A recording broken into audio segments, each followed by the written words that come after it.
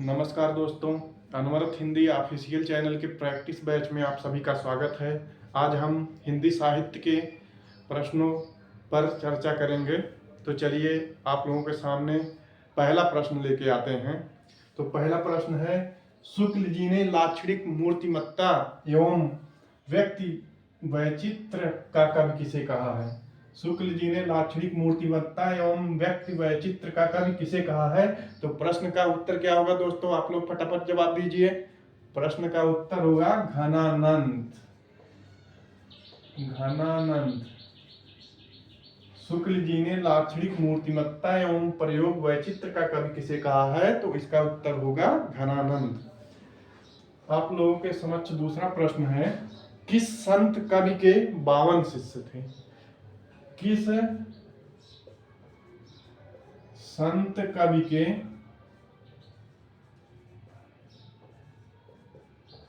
52 शिष्य थे? किस संत कवि के 52 शिष्य थे? तो इसका उत्तर होगा दोस्तों दादू दयाल। दादू दयाल जो थे वो संत साहित्य के कवि थे, इनके 52 शिष्य थे। आप लोगों के समझ तीसरा प्रश्न है, धनिया धनिया और गोबर धनिया और गोबर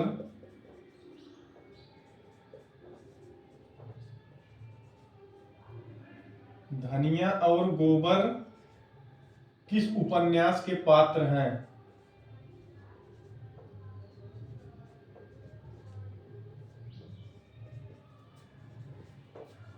आप लोग फटाफट जवाब देते रहिए भैया। धनिया और गोबर किस उपन्यास के पात्र हैं? तो ये गोदान उपन्यास के पात्र हैं। गोदान उपन्यास के पात्र हैं। गोदान उपन्यास लिखा किसने है? प्रेमचंद ने लिखा है। प्रेमचंद ने लिखा है। कब लिखा था? 1936 ईस्वी में। धनिया और गोबर जो है गोदान उपन्यास के पात्र हैं। गोदान उपन्यास प्रेमचंद जी ने लिखा था और 1936 ईस्वी में लिखा था। इनका अंतिम उपन्यास है, जो पूर्ण अंतिम उपन्यास है। तो आप लोगों के समक्ष अगला प्रश्न लेके आते हैं, सिद्ध कवियों द्वारा प्रयुक्त भाषा को क्या कहा जाता है? सिद्ध कवियों द्वारा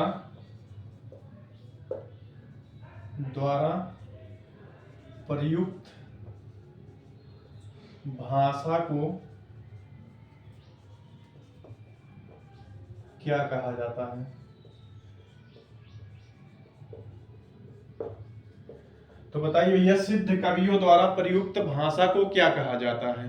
तो इसका उत्तर होगा, सिद्ध कवियों द्वारा प्रयुक्त भाषा को जो है संध्या भाषा कहा जाता है। संध्या भाषा कहा जाता है।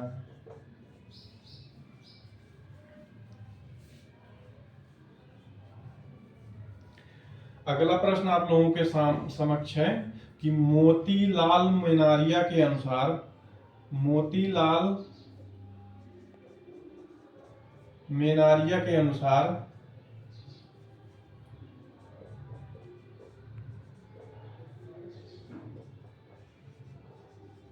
बीसल देव रासो का समय क्या है?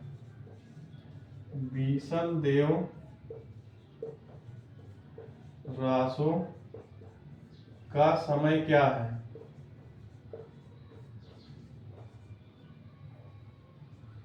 क्या है?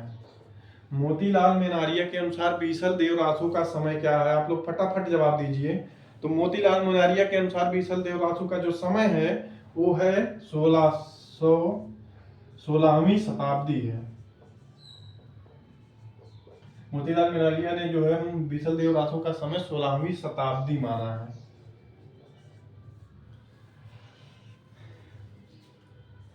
आप लोगों के समक्ष अगला प्रश्न है, कर्मनासा की हार कहानी के लेखक कौन है? कर्मनासा की हार कहानी के लेखक कौन है? कर्मनासा की हार कहानी के लेखक कौन है? तो कर्मनासा की हार कहानी के लेखक जो हैं वो शिव प्रसाद सिंह हैं। शिव प्रसाद सिंह। कर्मनाशा की हार कहानी के लेखक जो हैं वो हैं शिव प्रसाद सिंह। तो और आप लोगों के समक्ष अब 7वां प्रश्न है, त्यागपत्र उपन्यास के लेखक कौन है? टीजीटी में पूछा गया प्रश्न है, त्यागपत्र उपन्यास के लेखक कौन है? के लेखक कौन है?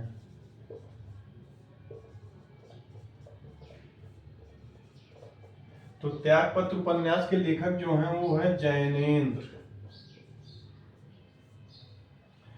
तो आइए अब इसको साफ कर देते हैं, फिर आगे 8वां क्वेश्चन आप लोगों के समक्ष लेके आते हैं। 8वां प्रश्न आप लोगों के समक्ष इस प्रकार है,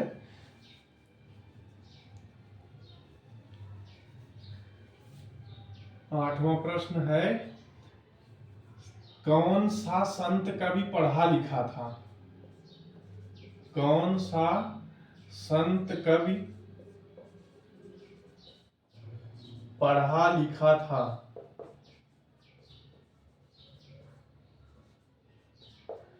कौन सा संत कवि पढ़ा लिखा था? तो इसका जवाब होगा सुंदरदास। संत कवियों में जो है सब सर्वाधिक शास्त्रज्ञ और सर्वाधिक सुशिक्षित कवि जो थे वो सुंदरदास थे। तो संत कवियों में यही एकमात्र कवि थे जो पढ़े लिखे थे, सुंदरदास। कबीर हुए, रैदास हुए, ये लोग संत साहित्य के कवि हैं, लेकिन ये लोग पढ़े लिखे नहीं थे।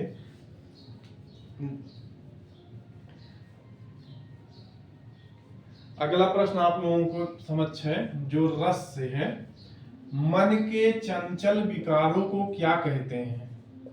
मन के चंचल विकारों को क्या कहते हैं? को क्या कहते हैं? मन के चंचल विकारों को क्या कहते हैं? आप लोग जवाब देंगे, जल्दी जल्दी जवाब देंगे। मन के चंचल विकारों को क्या कहते हैं? तो इसका जवाब होगा संचारी भाव। मन के चंचल विकारों को संचारी भाव कहा जाता है। संचारी भावों की संख्या कितनी होती है दोस्तों? संचारी भावों की संख्या जो होती है वो 33 होती है। आप लोगों को समझ 10वां प्रश्न लेके आते हैं। 10वां प्रश्न आप लोगों के समक्ष है जो टीजीटी में पूछा गया है, कृष्ण गीतावली के रचनाकार कौन है? कृष्ण गीतावली के रचनाकार कौन है?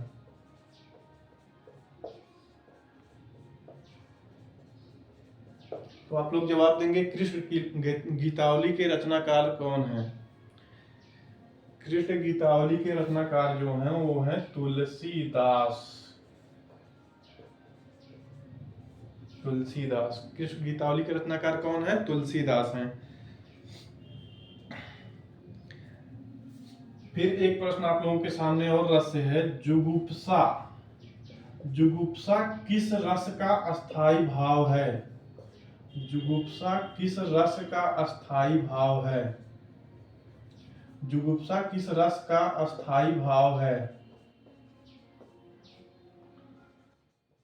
जल्दी जल्दी आप लोग जवाब दीजिए। जुगुप्सा किस रस का अस्थाई, एकदम आसान क्वेश्चन टीजीटी में पूछा गया है, 70,000 वाला क्वेश्चन है। जल्दी जल्दी आप लोग जवाब दीजिए। जुगुप्सा किस रस का अस्थाई भाव है?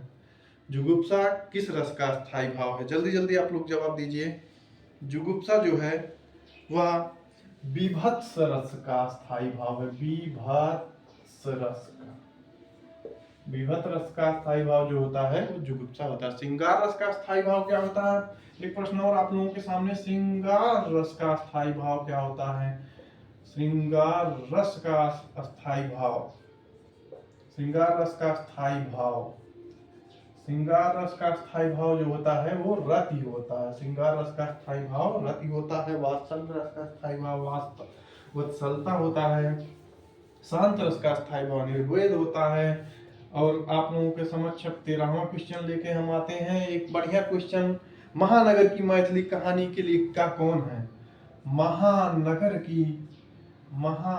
की मैथिली, महानगर की मैथिली कहानी की लेखिका कौन है? की लेखिका कौन है? कौन है? महानगर की मैथिली कहानी की लेखिका कौन है? बताइए दोस्तों, जल्दी जल्दी जवाब दीजिए। महानगर की मैथिली कहानी की लेखिका जो है वो है सुधा अरोड़ा। सुधा अरोड़ा। अब एक आसान क्वेश्चन आप लोगों के समक्ष लेके आते हैं। सब एकदम प्रामाणिक क्वेश्चन, एकदम तगड़े क्वेश्चन जो पूछे गए हैं आज तक की परीक्षाओं में और आगे आने की संभावना है। ऐसे प्रश्नों को आप लोगों के समक्ष लाया जाएगा, तो आप जल्दी जल्दी जवाब दीजिए। शब्दी किसकी रचना है? किसकी रचना है? शब्दी किसकी रचना है? शब्दी किसकी रचना है? शब्दी नाम से रचना किसने किया है? तो शब्दी नाम से रचना जो है गोरखनाथ ने किया है। कौन किया भैया? गोरखनाथ ने किया है।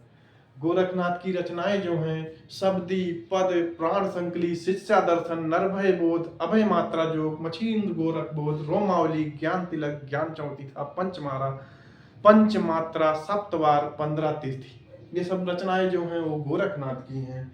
और आप लोगों के समक्ष एक 15वीं रचना लेके आते हैं कि बीजक किसकी रचना है? बीजक, बीजक किसकी रचना है? बीजक एकदम आसान क्वेश्चन, कक्षा 6 का क्वेश्चन है। बीजक किसकी रचना है? तो बीजक किसकी रचना है दोस्तों? कबीर कबीर की रचना है। बीजक किसकी रचना है? कबीर की रचना है। तो कबीर हो गए, गोरखनाथ हो गए, तो अमीर खुसरो भी ले आते हैं। अमीर खुसरो जो हैं वो आदि काल के कवि हैं दोस्तों। और अमीर खुसरो ने खड़ी बोली में सबसे पहले रचना अमीर खुसरो ने ही किया था। तो खालिक बारी किसकी रचना? खालिक बारी, खालिक बारी किसकी रचना है दोस्तों? खालिक बारी किसकी रचना है दोस्तों? किसकी रचना है दोस्तों? जल्दी जल्दी आप लोग जवाब दीजिए। तो खालिक बारी जो है ये अमीर खुसरो की रचना है। अमीर खुसरो की रचना है। अमीर खुसरो की रचना जो है वो है खालिक बारी, हालात कन्हैया, नजराने हिंदी, पहलियां, मुकरियां, दो सकने गजल। खालिक बारी, हालात कन्हैया, नजराने हिंदी, पहलियां, मुकरियां, दो सकने गजल, 7 रचनाएं हैं इनकी। तो आइए आप लोगों के सामने अगला प्रश्न लेके आते हैं। अगला प्रश्न जो है हिंदी का प्रथम आचार्य किसे माना जाता है? हिंदी का प्रथम आचार्य किसे माना जाता है? आचार्य किसे माना जाता है? माना जाता है। हिंदी का प्रथम आचार्य किसे माना जाता है? तो इसका उत्तर होगा दोस्तों केशव दास। केशव दास जो है रीतकालीन कवि हैं। रीतकालीन रीतबद्ध धारा के प्रमुख कवि केशव दास हैं। तो आइए आप लोगों के समय अगला प्रश्न लेके आते हैं। गुणवंत हेमंत कविता के लेखक कौन है?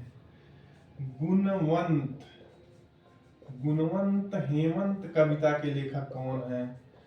गुणवंत हेमंत कविता के लेखक कौन है दोस्तों? तो कविता के लेखक गुणवंत हेमंत कविता के लेखक कौन है दोस्तों? तो इसका उत्तर क्या होगा?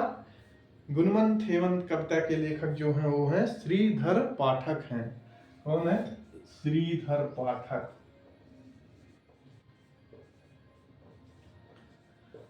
तो अगला क्वेश्चन आप लोगों के समक्ष लेके आते हैं दोस्तों। कुंतक ने वक्रोक्त के कितने भेद माने हैं? कुंतक ने वक्रोक्त के कितने भेद माने हैं?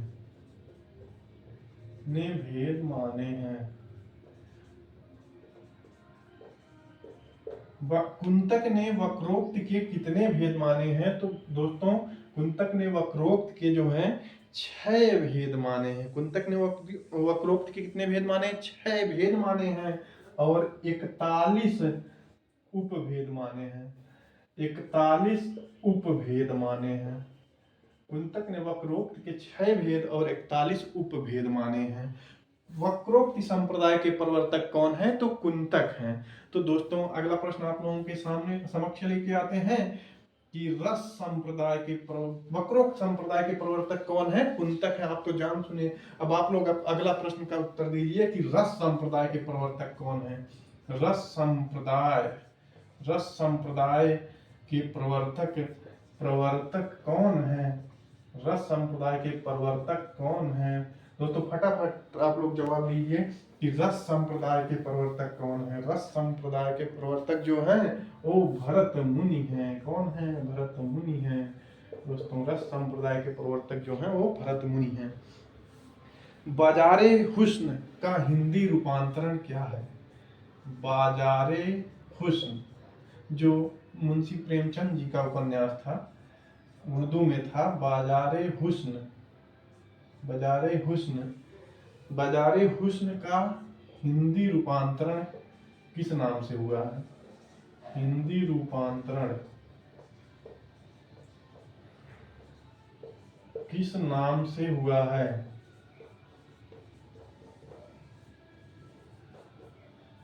तो दोस्तों बताइए बाजारे हुस्न का हिंदी रूपांतरण किस नाम से हुआ है? बाजारे हुस्न जो है प्रेमचंद का उपन्यास था, इसका हिंदी रूपांतरण किस नाम से हुआ है? जल्दी जल्दी आप लोग जवाब दीजिए। बाजारे हुस्न का हिंदी रूपांतरण किस नाम से हुआ है? तो सेवा सदन नाम से हुआ। सेवा सदन नाम से हुआ है। बाजारे हुस्न का हिंदी रूपांतरण किस नाम से हुआ दोस्तों? सेवा सदन नाम से हुआ है। तो आप लोगों के समक्ष अगला और 22वां क्वेश्चन लेके आते हैं। फटाफट प्रश्नोत्तरी होती रहेगी ऐसे। 22वां क्वेश्चन है कि नाटक जारी है काव्य पर लीलाधर जगोड़ी को कौन सा पुरस्कार मिला था? नाटक जारी है काव्य पर लीलाधर जगोड़ी को कौन सा पुरस्कार मिला था? नाटक जारी है। नाटक जारी है काव्य पर लीलाधर जगोड़ी को कौन सा पुरस्कार मिला था? मिला था। तो जल्दी जल्दी बताइए साथियों, नाटक जारी है काव्य पर लीलाधर जगोड़ी को कौन सा पुरस्कार मिला था? तो दोस्तों नाटक जारी है काव्य पर लीलाधर जगोड़ी को जो सम्मान मिला था वह था सरस्वती सम्मान। तो आप लोगों के समझ दोस्तों अगला प्रश्न लेके आते हैं कि टकसाली भाषा किसे कहा जाता है? 23 टकसाली भाषा किसे कहा जाता है?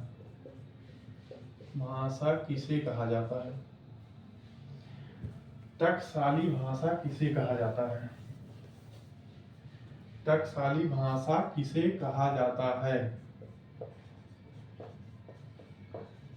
तो दोस्तों टकसाली भाषा जो है परिनिष्ठित भाषा को कहा जाता है। परिनिष्ठित भाषा को टकसाली भाषा कहा जाता है। परिनिष्ठित भाषा को टकसाली भाषा कहा जाता है। कहीं कहीं लोग कह देते हैं संस्कृत निष्ठ भाषा को टकसाली कहा जाता है, लेकिन हम उत्तर परिनिष्ठित भाषा को ही मानेंगे। शिल्पी में संस्कृत निष्ठ भाषा दिया हुआ है। ये टीजीटी में पूछा गया प्रश्न है, टीजीटी 2000 में शायद। चलिए दोस्तों तो आप लोगों के समक्ष अब अगला क्वेश्चन लेके आते हैं कि हिंदी साहित्य का पहला इतिहास। हिंदी साहित्य का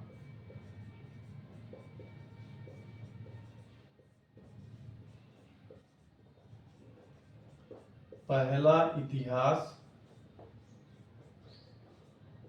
किस भाषा में लिखा गया है?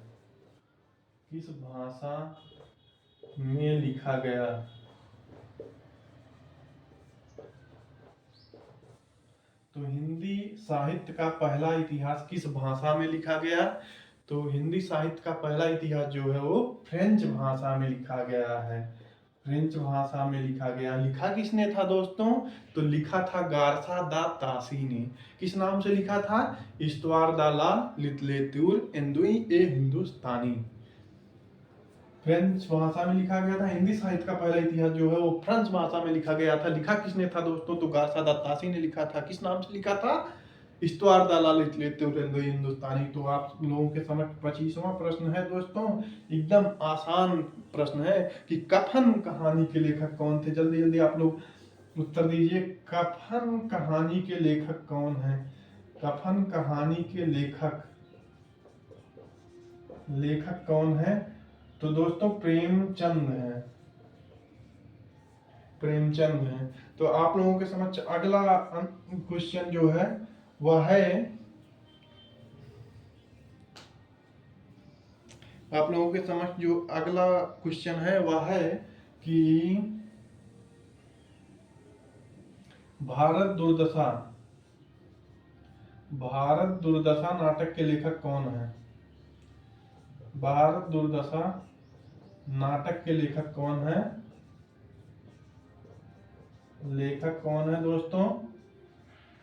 तो ये है भारतेंदु हरिश्चंद्र जी। भारतेंदु हरिश्चंद्र जी। भारत दुर्दशा नाटक के लेखक भारतेंदु जी हैं। 27वां प्रश्न है दोस्तों, परीक्षा गुरु उपन्यास के लेखक कौन है? परीक्षा गुरु उपन्यास के लेखक कौन है? परीक्षा गुरु उपन्यास के लेखक कौन है दोस्तों? जल्दी जल्दी बताइए। तो परीक्षा गुरु उपन्यास के लेखक लाला श्री निवास दास हैं।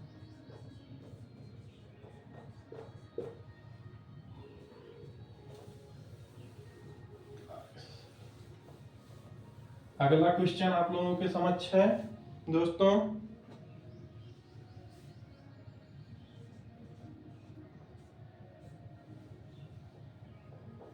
सिंदूर की होली नाटक किसका है?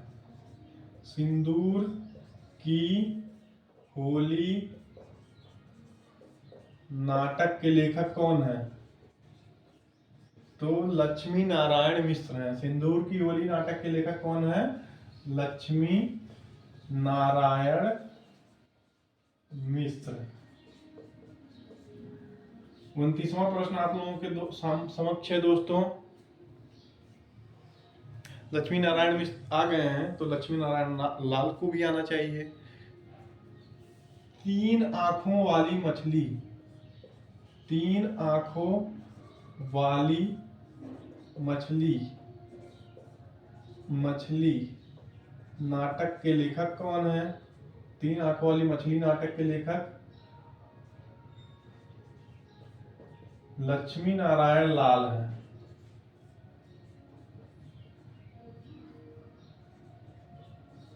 लाल। 3 आंखों वाली मछली नाटक के लेखक कौन है? लक्ष्मी नारायण लाल हैं। 3 आंखों वाली मछली नाटक के लेखक लक्ष्मी नारायण लाल हैं। तो दोस्तों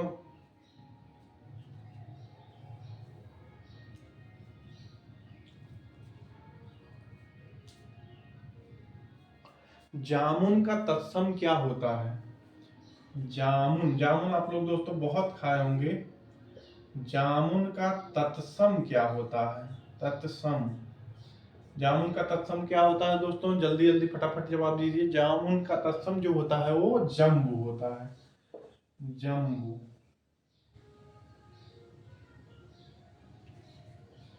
जामुन का तत्सम क्या होता है? जम्बू होता है। तो दोस्तों आज 30 प्रश्न हो चुका है। अब धीरे धीरे प्रश्नों की संख्या बढ़ाएंगे, 30 से 50 करेंगे। आज यहीं पर समाप्त करते हैं। आज पहला दिन है, पहली क्लास है। धीरे धीरे अनुभव होता जाएगा, प्रश्नों की संख्या भी बढ़ती जाएगी, आप लोग भी जुड़ते जाएंगे। आप लोग शेयर करते रहिए, जुड़ते रहिए। धन्यवाद, नमस्कार दोस्तों। इसी के साथ हम आज की क्लास समाप्त करते हैं।